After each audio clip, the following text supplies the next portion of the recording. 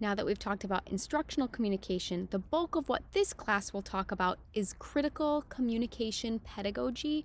Some refer to it by the acronym CCP. It has roots in Freire's Pedagogy of the Oppressed, which is why we'll be reading that in this class. It was developed in the field of communication from critical pedagogy by scholars like McLaren, Apple, Kinchlow, Hooks, and others, and people are still doing critical pedagogy work, but critical communication pedagogy is unique because it has a communication component, which was first named by Fassett and Warren in a book by a similar name, Critical Communication Pedagogy.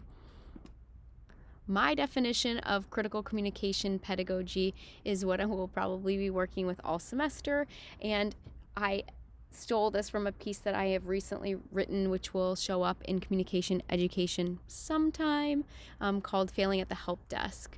So pulling from lots of resources, including the Fassett and Warren, which we will read in this class, critical communication pedagogy is an approach to scholarship and teaching that examines how systemic injustice is produced in communication in order to challenge domination and aim towards inclusivity and equity. So like instructional comm, it might deal with any kind of instructional context, but it's often dealing with ideas of power, access, justice, and an injustice. And a unique component of critical comm pedagogy is it deals with a constitutive approach to communication, meaning that communication is produced, meaning reality is produced in communication. So in practice, what this means is that we need to recognize how mundane lived experiences, and by that I mean everyday experiences, things that you and I experience as students and teachers and instructors, how our lived experiences reflect, produce, and also can work to resist exclusionary structural conditions.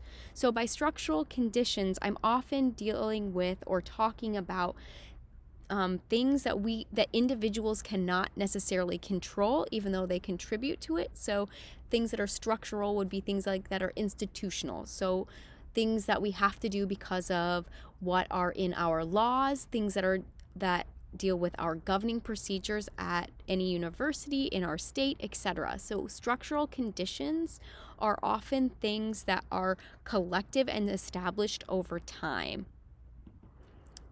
For me, this particularly means that critical communication pedagogy is about creating a pedagogy of inclusivity that invites and works to account for varied experiences and positions by encouraging different ways of learning and being in the classroom.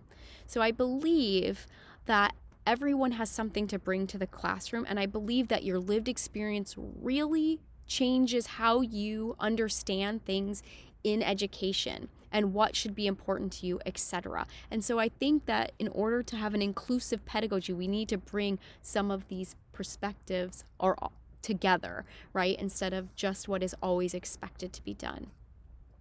Engaging in critical communication pedagogy means taking a relational approach to the classroom, which emphasizes problem posing, which we'll learn more about in Freire, collaboration, and accessibility in striving towards equity and social justice, right? So this is a collaborative, collective process that happens over time. This is also a research agenda, but this is also a practice. All right, thank you for watching this video. I look forward to seeing you in class.